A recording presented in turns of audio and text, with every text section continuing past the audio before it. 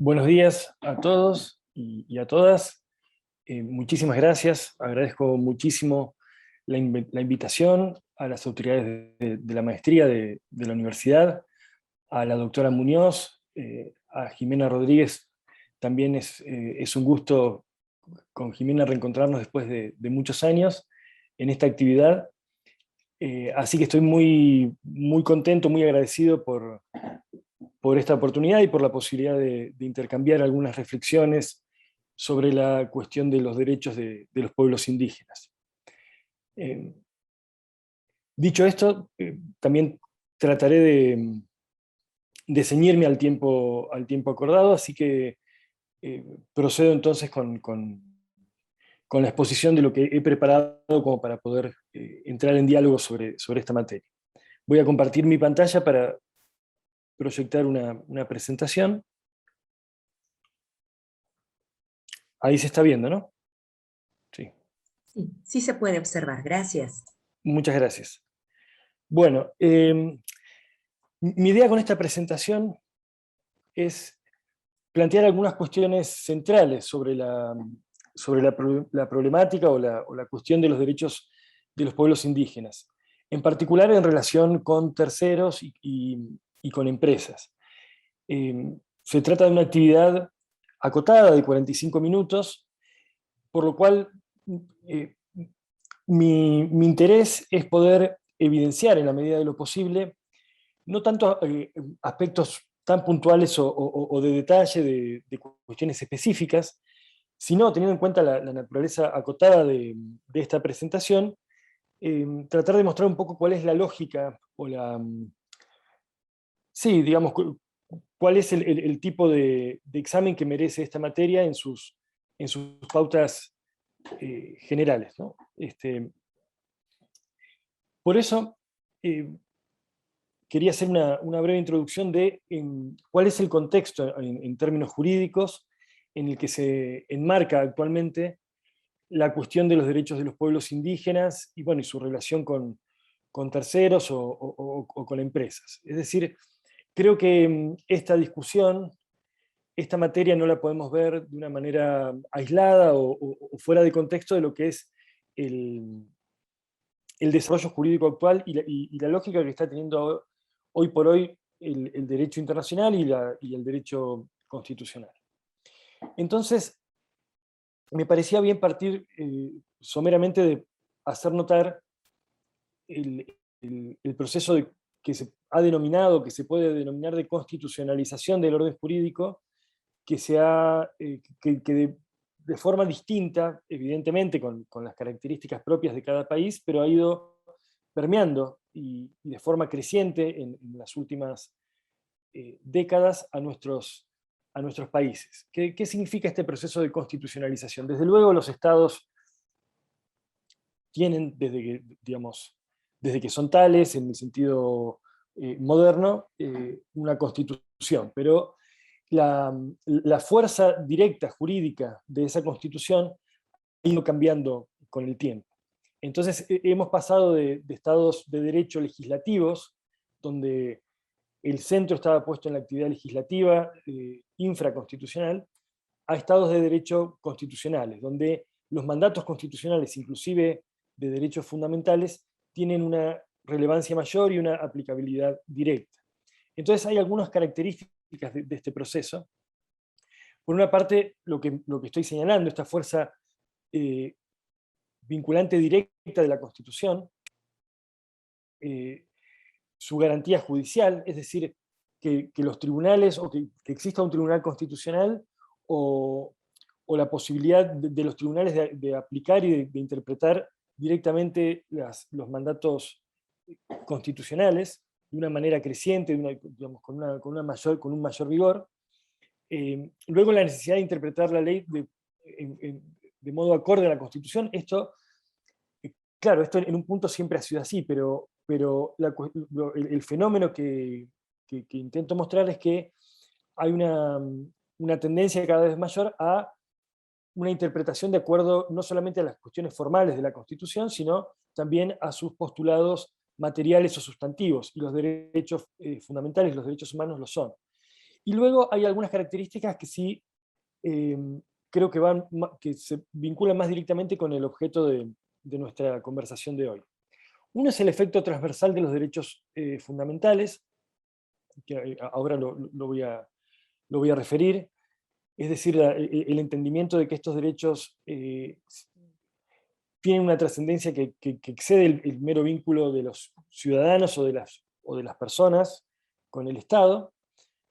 Luego la incorporación del derecho internacional de los derechos humanos a los órdenes constitucionales internos, esto creo que tiene también un impacto evidente en la cuestión de los pueblos indígenas, y una tendencia expansiva en la interpretación constitucional, y fundamentalmente en el entendimiento constitucional de los derechos, donde cada vez más se advierte un mayor detalle sobre el contenido de estos derechos y el régimen obligacional que representa.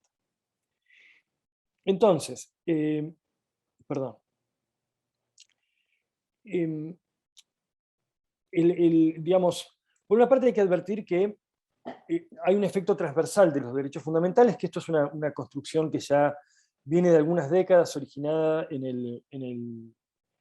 el constitucionalismo alemán, en el tribunal alemán, que básicamente, ¿qué significa? Los derechos fundamentales están insertos en la Constitución y son parte del derecho público de un Estado.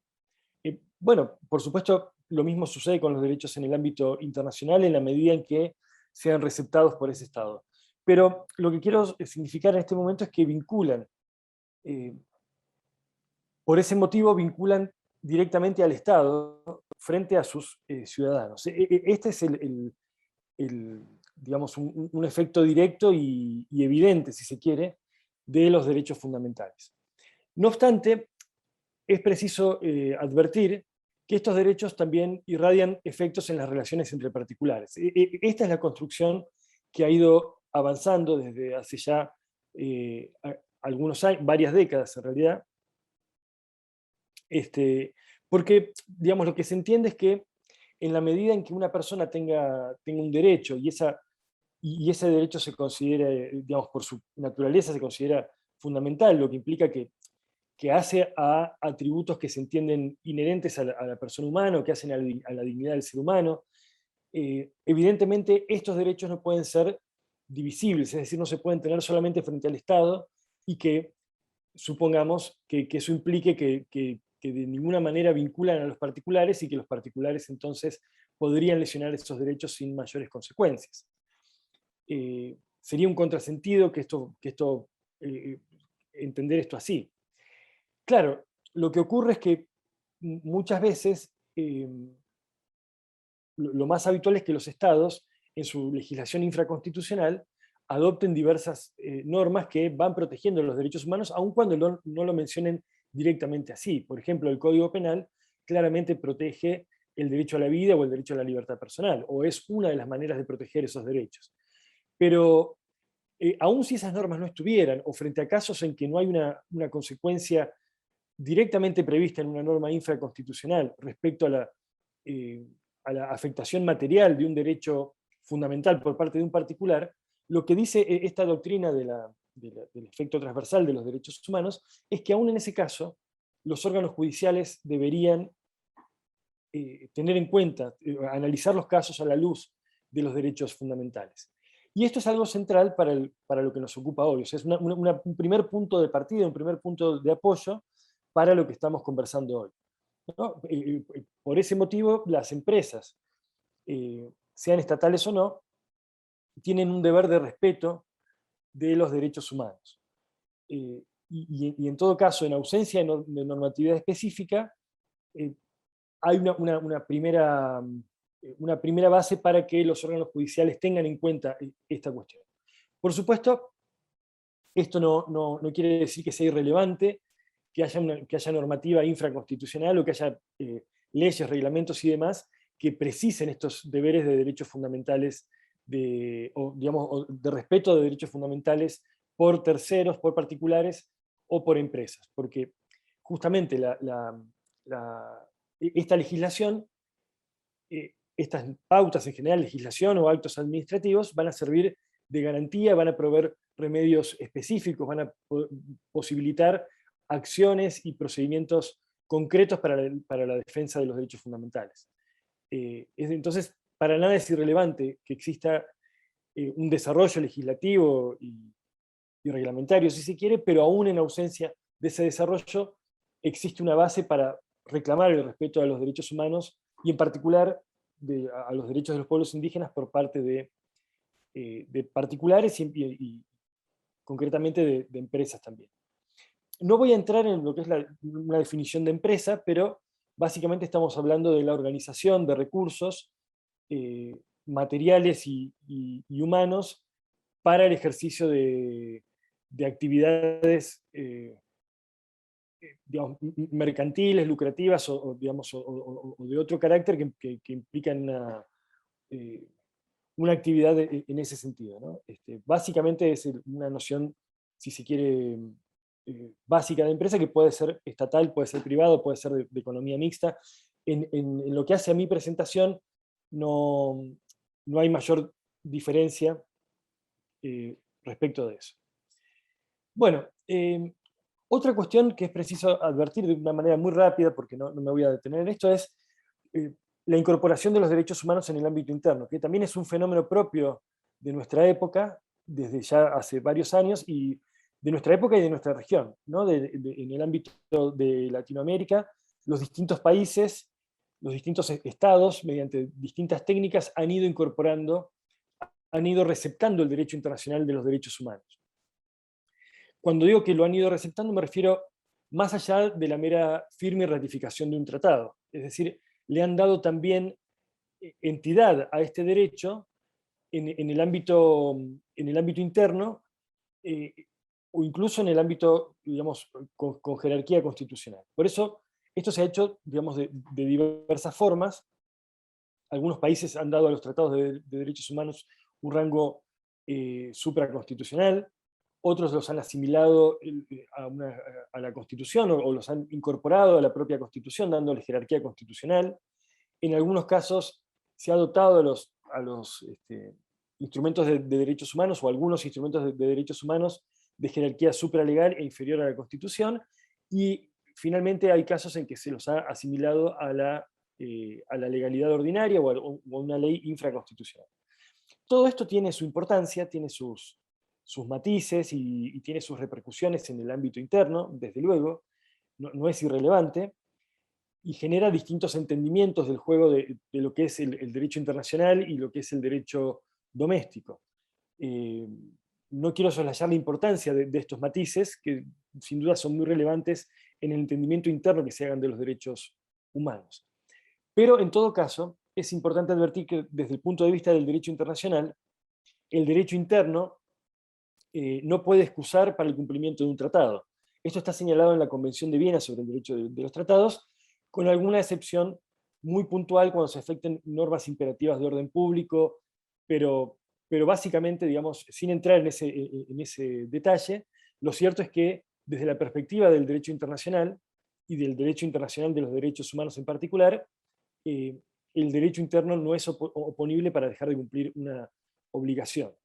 Y además es interesante advertir que los tratados de derechos humanos en particular tienen cláusulas de apertura hacia otras normas, tanto del derecho internacional como del derecho interno. De esta manera se genera una sinergia, por decirlo así, entre ambos órdenes jurídicos tendientes a la mejor defensa, de los derechos fundamentales. Y esto es algo relevante también, que me parecía importante destacar en lo que hace a nuestra materia, a lo que nos ocupa hoy, porque muchas construcciones o desarrollos sobre el derecho internacional en relación con pueblos indígenas proceden del ámbito internacional.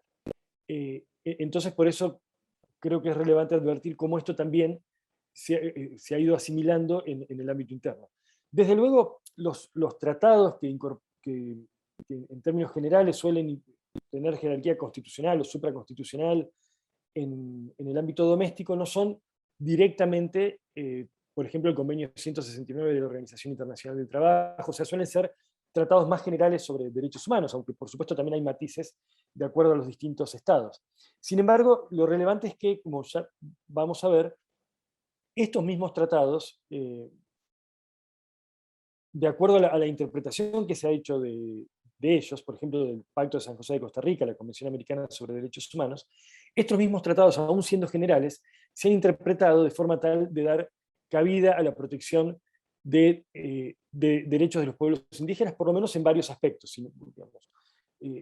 Desde luego, siempre, por ejemplo, el convenio 169 va a tener un desarrollo más completo, pero digamos, es muy importante no solamente los instrumentos internacionales, o son muy importantes no solo los instrumentos internacionales propios de la materia indígena, sino también los generales interpretados también considerando estos instrumentos. Bueno, y también en este marco de incorporación del ámbito internacional al ámbito interno, es relevante advertir una doctrina que se ha ido construyendo a partir de la jurisprudencia de la Corte Interamericana, pero también con desarrollos en el ámbito interno, judicial y doctrinal, que es la llamada doctrina del control de convencionalidad. Básicamente refiere a que los órganos internos, judiciales o no judiciales, por supuesto esto tiene una serie de matices que sería excesivo entrar en materia ahora, pero básicamente la idea del control de convencionalidad es que al aplicar las normas internas deben hacerlo de conformidad no solo con la Constitución, sino también con los tratados internacionales de derechos humanos, entre ellos la Convención Americana sobre Derechos Humanos o Pacto de San José de Costa Rica. Y sobre esto, bueno, se ha ido haciendo un desarrollo creciente de esta construcción jurídica o doctrinal, pero me interesa destacar que, bueno, que este control se hace, por una parte, no solo por órganos judiciales, pero fundamentalmente por órganos judiciales, ¿no? Vamos a decir, pues son quienes tienen la posibilidad de controlar la constitucionalidad o convencionalidad de las leyes y de los actos, ¿no? De los actos del Estado.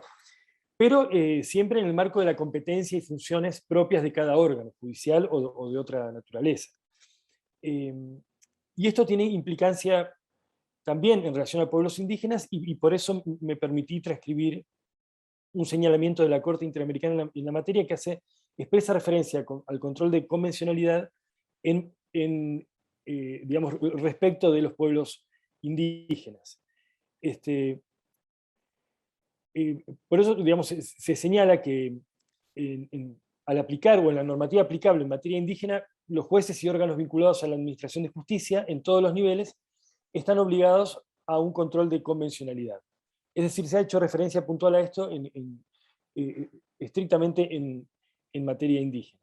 Y bueno, de acuerdo al caso en donde esta sentencia, en donde esta consideración fue hecha, se señalaba que esto resulta especialmente aplicable a la interpretación de la legislación en materia de minería.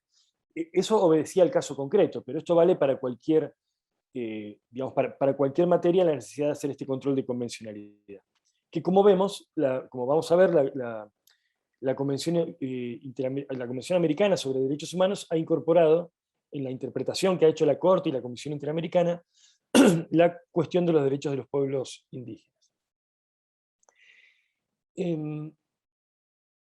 Bueno, y lo que refería antes como interpretación constitucional extensiva. Es decir, ¿qué quiero decir con esto? Los derechos fundamentales se han ido, con la evolución de los años, se ha ido desarrollando una doctrina cada vez más precisa sobre las implicancias de estos derechos, sobre las obligaciones que establecen, sobre los bienes, perdón, los bienes que tutelan o que protegen. Entonces hay algunos desarrollos que es interesante advertir. Habría varios, ¿no? Se podría hacer, digamos, un curso específico sobre esta materia, es decir, sobre el régimen obligacional de los derechos humanos, la estructura de los derechos humanos, etc. Pero voy a señalar solamente un par de cosas que considero relevantes para nuestro tema de hoy. Uno es la obligación de adoptar disposiciones de derecho interno. Que esto es un correlato de la obligación, o tiene vinculación con la obligación de garantizar los derechos humanos. Los estados deben no solamente respetar los derechos humanos, esto es, omitir conductas digamos que afecten directamente los derechos humanos, sino también organizar la estructura del poder público de forma tal que puedan, digamos, que el Estado pueda proteger y satisfacer estos derechos. Es decir, hay, si se quiere, por decirlo gráficamente, aunque digamos, sería pasible de más matices, hay una conducta, básicamente una conducta omisiva, que es el deber de respeto, y una conducta activa, en la que, en la que los estados deben desarrollar acciones para proteger los derechos humanos. Y esto implica también entonces adoptar disposiciones de derecho interno, es decir, adoptar legislación o medidas de otro carácter tendientes a proteger estos derechos. Esto tiene implicancia clara respecto de pueblos indígenas y particulares, puesto que, así como señalábamos que, digamos que hay una base suficiente para sostener que, aún en ausencia de normativa, las empresas deben resguardar los derechos de los pueblos indígenas, igualmente, aún siendo esto así, igualmente hay un deber activo del Estado de adaptar, de adecuar su derecho interno en sentido amplio, es decir, legislación, actos administrativos, el orden jurídico interno, adaptarlo, adecuarlo a la protección de los derechos de los pueblos indígenas. Y luego hay un deber de los estados de evitar la discriminación. Esto es fundamental respecto de los pueblos indígenas, que son un grupo vulnerable. Y este deber no implica solamente, digamos, la discriminación que surge directamente de la ley, o sea, evitar una discriminación directa digamos, formulada expresamente en la ley, sino también evitar, digamos, sino también revertir situaciones discriminatorias. Entonces, los estados tienen que adoptar acciones positivas también para lograr que las personas o grupos en situación de vulnerabilidad vean resguardados sus derechos. Y esto abarca a los pueblos indígenas.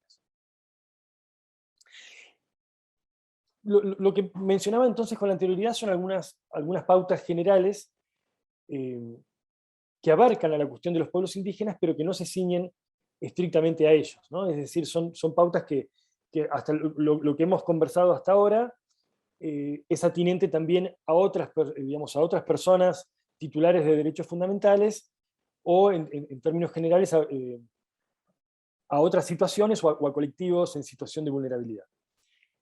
Pero quiero entrar ahora más en materia propiamente de lo que son los derechos de los pueblos indígenas.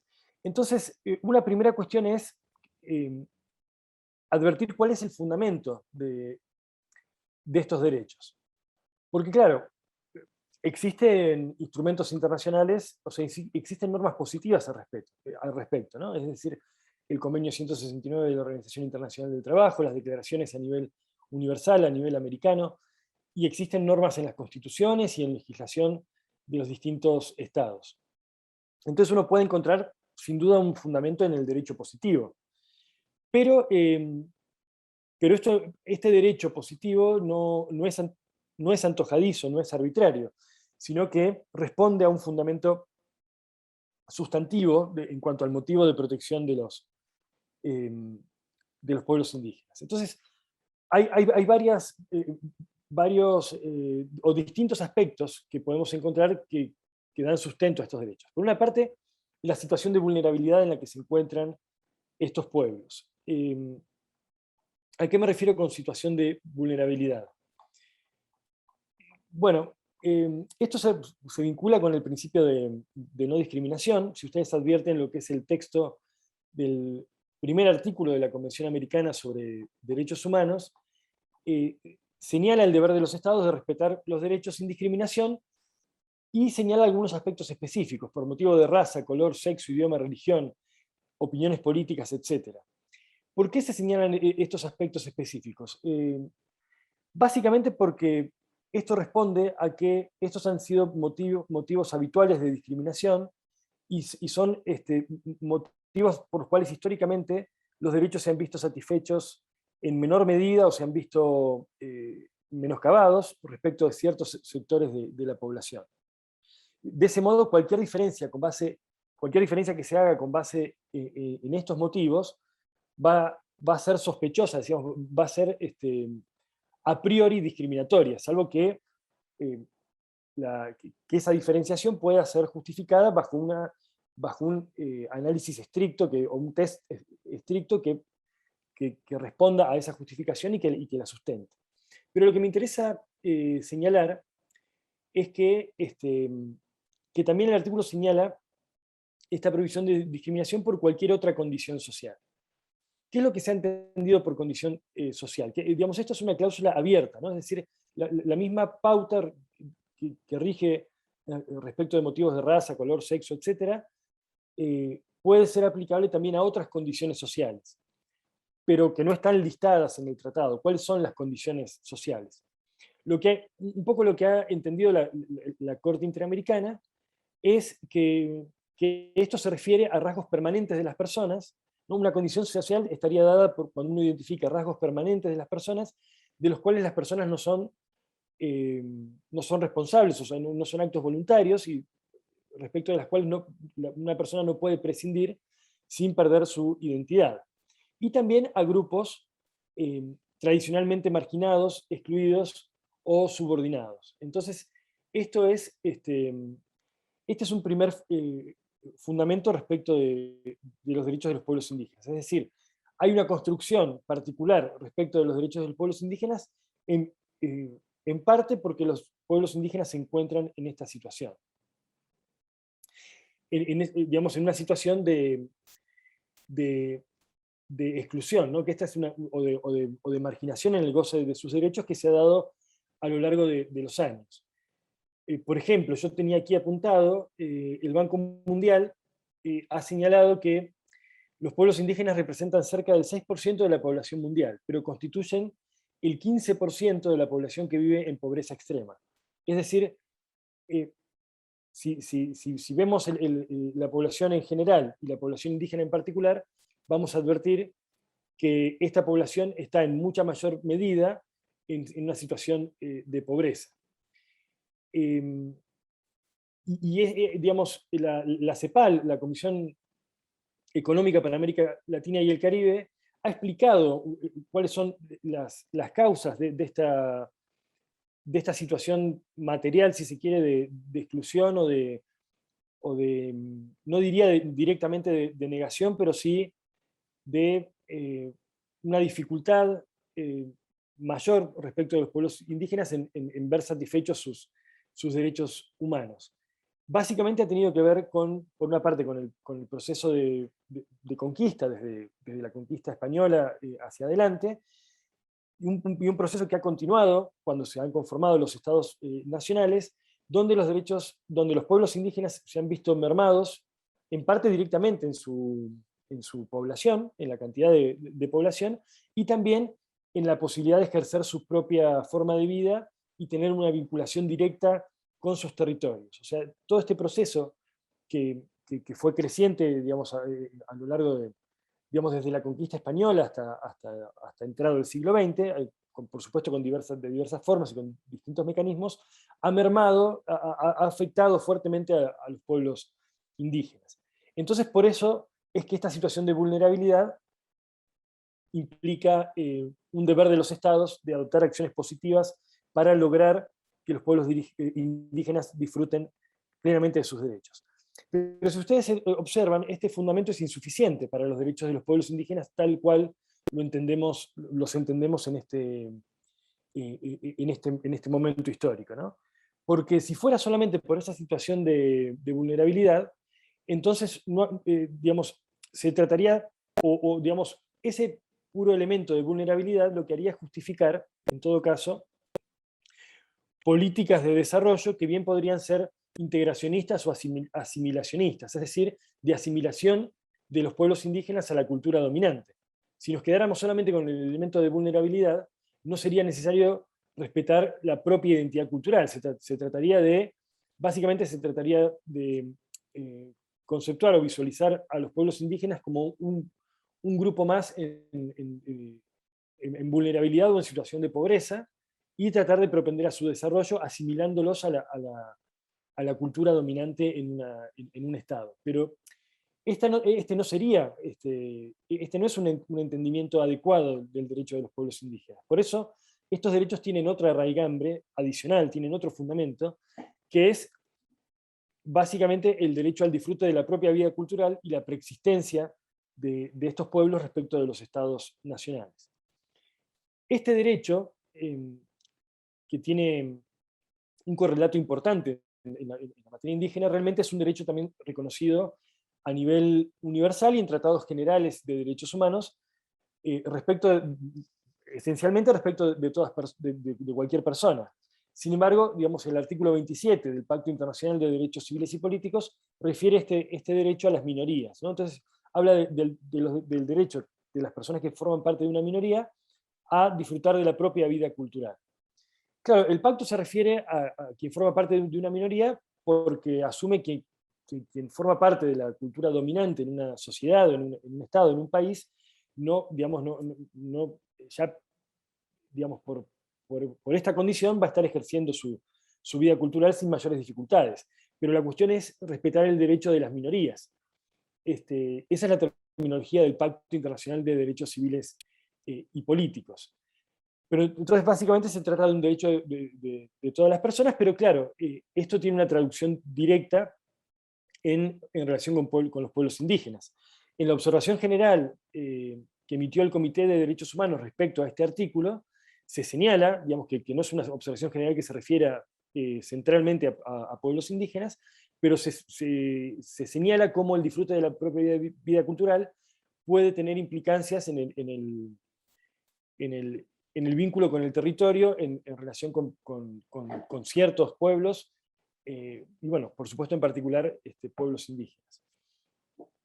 Pero bueno, esto es lo que da fundamento a normativa más específica, como es el Convenio 169, esto es un tratado específico adoptado en el ámbito de la Organización Internacional del Trabajo para la protección de pueblos indígenas y tribales, ¿no? Y el Convenio 169 en el preámbulo recuerda justamente las aspiraciones de esos pueblos a asumir el control de sus propias instituciones y formas de vida, y también de su desarrollo económico, y a mantener su identidad. Esto en aspectos como la lengua, la religión, pero siempre dentro del marco de los estados en que viven. Es decir, los pueblos indígenas, que son esencialmente pueblos preexistentes a los estados, o que, digamos, cuyo origen puede encontrarse con anterioridad a la conformación de los estados nacionales, tienen el derecho a ejercer sus propias, a tener su propia vida cultural, sus propias instituciones, inclusive, dentro del marco de los estados en los que viven. Es decir,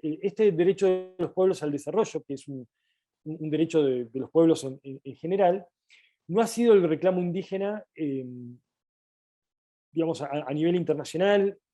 Digamos, el reclamo no ha sido a efectos de obtener una separación o una autonomía o una soberanía como estados, sino a que se permita la propia forma de vida indígena al interior de los distintos estados.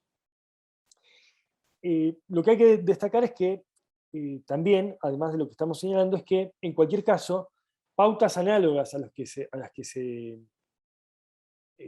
plasman en el derecho internacional respecto de los pueblos indígenas, versan también, o son atinentes también a pueblos tribales. Y pueblos tribales son aquellos pueblos que, teniendo una vida cultural propia, diferenciada en el ámbito de los países, no pueden considerarse originarios de ese territorio o preexistentes a los estados nacionales. Entonces, esto muestra también que lo central, para entender la lógica de los derechos de los pueblos indígenas, es este derecho al disfrute de la propia vida cultural. Esto es la piedra basal, por decirlo así, del derecho de los pueblos, o de los derechos de los pueblos indígenas. Bueno, entonces, entrando ya en la cuestión de los pueblos indígenas y la actividad empresaria.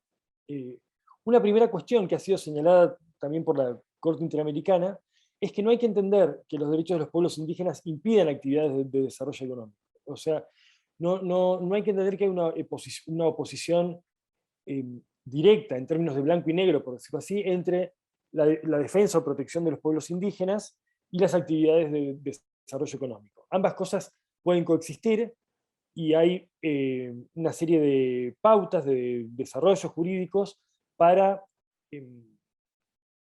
sí, digamos, como para regular esta interacción.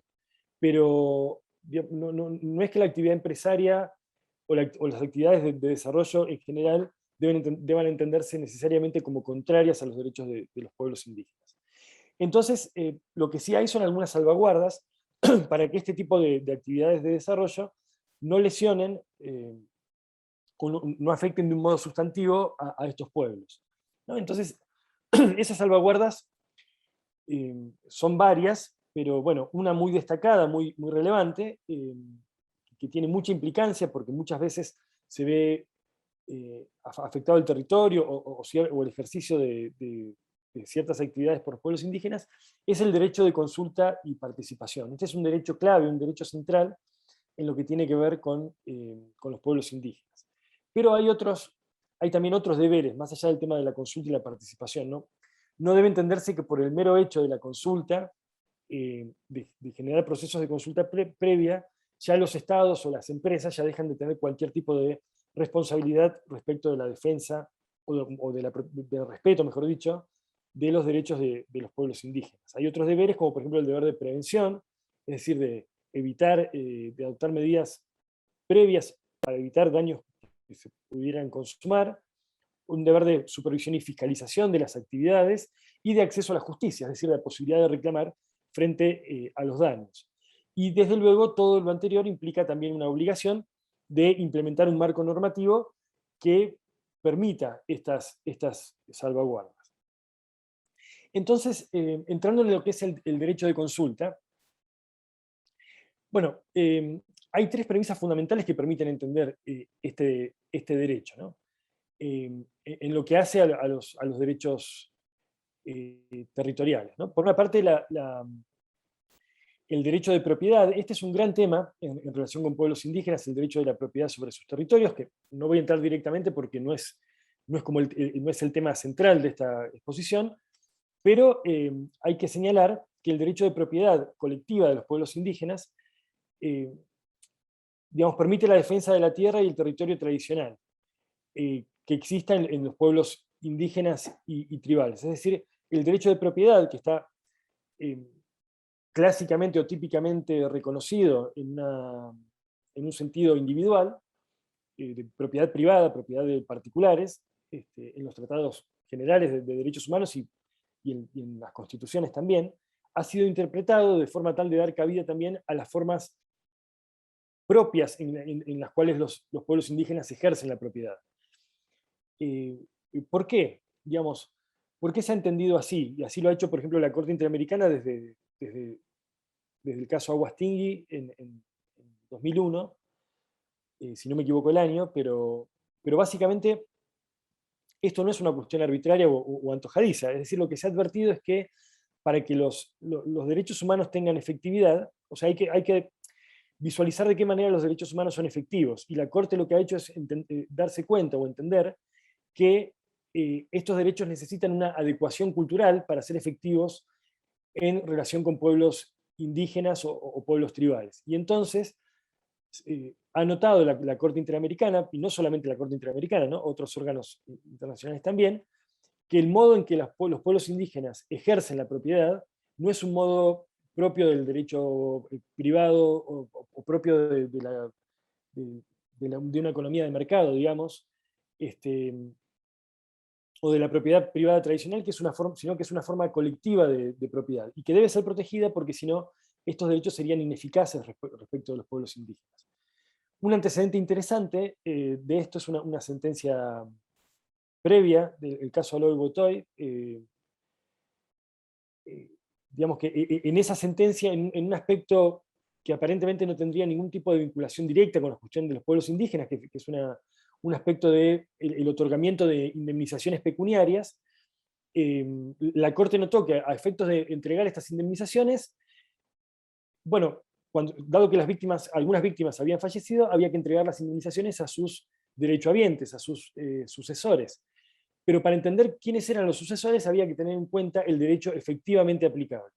Y lo que la Corte notó es que el derecho efectivamente aplicable tenía que ser entendido como el derecho propio de la comunidad o del pueblo indígena o tribal concernido, puesto que de lo contrario no iba a haber un ejercicio efectivo del derecho. O sea, esto tiene que ver con la efectividad de los derechos. Bueno, perdón, me estoy acercando al tiempo y tal vez me estoy deteniendo en algunos detalles. Bueno, entonces los pueblos tienen un vínculo especial con la tierra y con el territorio, y este vínculo es fundamental para el ejercicio de su cultura. Por eso también el hecho de la propiedad colectiva, o sea, digamos, esta propiedad colectiva, este disfrute colectivo del territorio, tiene, digamos, tiene sustento, tiene también un carácter esencial respecto de los pueblos indígenas, porque es lo que permite que desarrollen su propia vida cultural. Y otro aspecto importante es que la propiedad, esta propiedad colectiva, abarca no solamente la superficie, digamos, sino que abarca los recursos naturales que los pueblos indígenas utilizan tradicionalmente y que son necesarios para su subsistencia. Puede ser desde recursos forestales, recursos hídricos, fauna, el subsuelo, es decir, recursos minerales, en la medida que estos recursos formen parte o sean necesarios para el desarrollo cultural de los pueblos indígenas, también deben ser protegidos por el derecho de propiedad. Y digamos, sobre estos aspectos territoriales, es necesario entender el derecho de consulta. Bueno, entrando en el derecho de consulta, ya estoy sobre el tiempo, y estoy llegando al meollo del asunto, pero bueno, ¿cómo entender el derecho de consulta? En primer lugar, cuando se afecta a la propiedad indígena,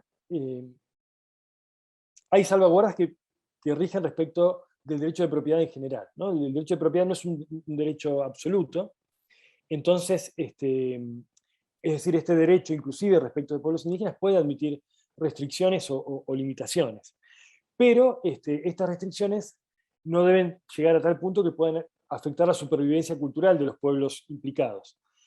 Para lo cual hay una serie de garantías respecto del derecho de propiedad. Por ejemplo, si un pueblo indígena se viera privado de su territorio, el Estado debe asignar un territorio equivalente donde ellos puedan ejercer su derecho a la propia vida cultural. Claro, desde luego esto no es una opción plenamente antojadiza o libre para un Estado, sino que el derecho de los pueblos indígenas se ejerce fundamentalmente sobre sus territorios tradicionales, pero llegado el caso, si se diera una serie de circunstancias, debería posibilitarse un territorio alternativo. A lo que quiero ir con esto es que, si bien el derecho de propiedad no es absoluto, las limitaciones que se ejerzan deben salvaguardar la posibilidad de la supervivencia cultural de los pueblos afectados.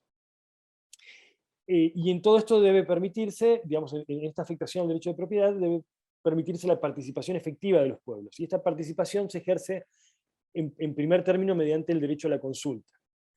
Esto es, los pueblos deben ser consultados antes de que se desarrollen actividades en su territorio o actividades que puedan afectar su modo de vida.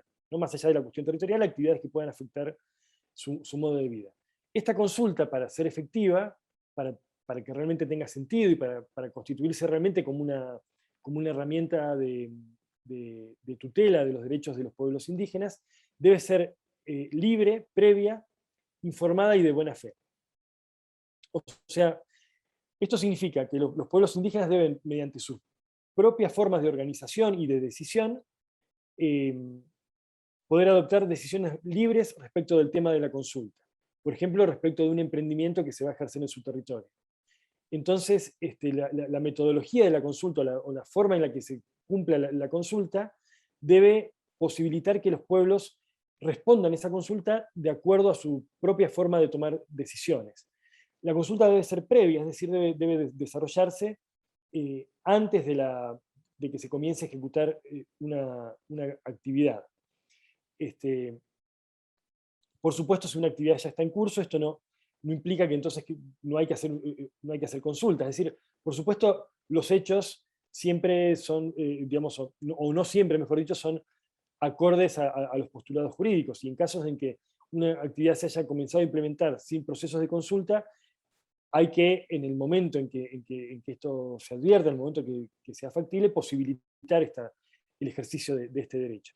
La consulta debe ser informada, es decir, los pueblos indígenas para poder para poder pronunciarse sobre lo que se está consultando deben tener información, que es información que debe ser transmitida de una manera accesible, de una manera que pueda ser asimilada y comprendida por estos pueblos de forma tal que puedan tomar las decisiones, y la consulta debe ser de buena fe.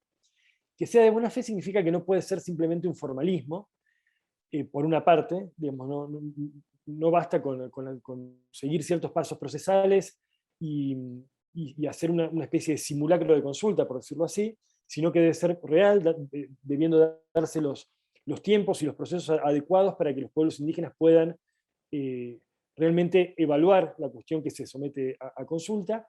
Pero buena fe también significa que una consulta no va a ser válida si al mismo tiempo se ejercen medios directos o indirectos de presión sobre las comunidades indígenas, sobre los líderes indígenas, para de alguna manera obtener un cierto resultado.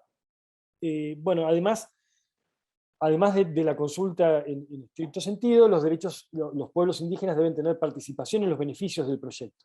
Esto se entiende como un correlato al derecho de indemnización que existe por lo que es la privación de la propiedad, en un sentido, tanto la privación absoluta de la propiedad como la privación parcial de la propiedad merece una indemnización. Entonces, los beneficios del proyecto deben abarcar también, además a la empresa que está ejecutando el proyecto, a los pueblos indígenas. Y finalmente la consulta requiere un adecuado proceso de consulta.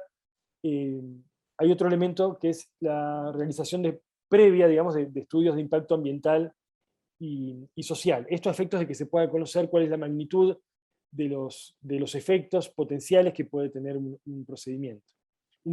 Perdón, una actividad de desarrollo o una actividad empresaria. Y bueno, en relación con otras salvaguardas, bueno, comentábamos que hay un deber de prevención, independientemente de la cuestión de la consulta previa. Hay un deber general de los estados de prevenir posibles daños a los derechos humanos, lo que implica entonces una obligación de proteger a los pueblos indígenas de estos posibles daños, y frente al conocimiento que tenga el Estado de una situación posiblemente dañosa, supongamos una actividad minera sobre un pueblo en relación con el territorio indígena, llegado el caso, más allá de sus deberes de consulta, el Estado tiene un deber de tutela y de fiscalización y digamos, de protección, para evitar los daños que esto pudiera causar. En este marco, digamos, hay un deber de supervisión y fiscalización de la actividad empresaria. Los estados no pueden simplemente desprenderse o dejar a las empresas que simplemente desarrollen su actividad sin fiscalizar, digamos, sin supervisar que esas actividades no se ejecuten de acuerdo a las pautas correspondientes. Esto, por ejemplo, ha sido señalado en los principios rectores sobre empresas y derechos humanos de las Naciones Unidas, que es un instrumento no directamente vinculante, pero muy, muy relevante, al que la Corte Interamericana ha hecho referencia, justamente en relación con pueblos indígenas, ¿no? Entonces los estados tienen que asegurarse de su capacidad de supervisar efectivamente las actividades de las empresas. Y para eso deben desarrollar mecanismos adecuados e independientes que permitan este control. Y bueno, y por supuesto el acceso a la justicia, esto como pauta general propia de cualquier violación a los derechos humanos, un acceso a la justicia que permita la reparación del daño causado. Pero este acceso a la justicia va a requerir también que se adecúen los procedimientos judiciales para permitir que los pueblos implicados o que las personas pertenecientes a los pueblos indígenas tengan un acceso real y efectivo, que no esté trabado por formalidades innecesarias, y que además haya normas procesales y sustantivas que puedan dar cabida, que sean aptas para dar cabida a los daños que sufren los pueblos indígenas. Entonces, simplemente para finalizar, quería resaltar la importancia de los principios rectores sobre empresas y derechos humanos que se han elaborado a partir de la actividad de las Naciones Unidas en 2011, que son principios que en el ámbito del sistema interamericano también han sido tenidos en cuenta por la Corte Interamericana, en un caso concreto, en el caso Caliña y Locono. Este es un caso que tenía que ver es un caso que abarca muchas temáticas, pero justamente una de esas temáticas era la actividad empresaria sobre el territorio indígena, ¿no? Actividad de explotación de recursos naturales, de minería sobre el territorio indígena. Entonces, la Corte señala estos principios y establece entonces, teniéndolos en cuenta, que las empresas deben actuar de conformidad con el respeto y la protección de los derechos humanos, y deben prevenir, mitigar y hacerse responsables de las consecuencias negativas de sus actividades. Este es un deber propio de las empresas. Digamos, con la construcción o con los señalamientos que hacíamos al principio sobre los efectos transversales de los derechos humanos, partiendo de esa base, las empresas, independientemente de su magnitud, digamos, si es una empresa chica, es una empresa grande, es una empresa multinacional, no importa, en todo caso las empresas tienen que actuar de forma tal de respetar los derechos humanos, en particular los de los pueblos indígenas,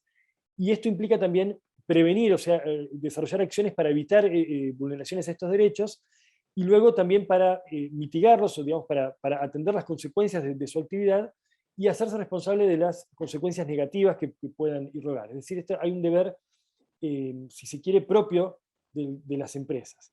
Pero por supuesto, esto tiene un correlato respecto de los estados, que deben también ejercer una actividad sobre estas empresas para garantizar que cumplan estas salvaguardas, ¿no? O estos deberes u obligaciones. Por eso es que se ha señalado que los estados tienen la responsabilidad de proteger los derechos humanos de las personas contra las violaciones cometidas en su territorio o jurisdicción por terceros, incluidas las empresas. Y esto independientemente incluso de si es o mejor dicho, con más razón, si se trata de empresas estatales o de economía mixta. Y por eso es que los estados deben adoptar acciones apropiadas para prevenir, para investigar, para sancionar y para lograr medidas de reparación sobre estos daños. De esta forma vemos que la cuestión de los derechos de los pueblos indígenas y las empresas lo que genera es un cúmulo de obligaciones de distinta índole, de acciones positivas por parte de las propias empresas, por parte de los estados, por parte de los poderes judiciales, para desarrollar procedimientos administrativos, regulaciones, que vayan ajustando, lograr una adecuación o un ajuste de la actividad empresaria de forma tal que se vean satisfechos o garantizados los derechos de los pueblos indígenas.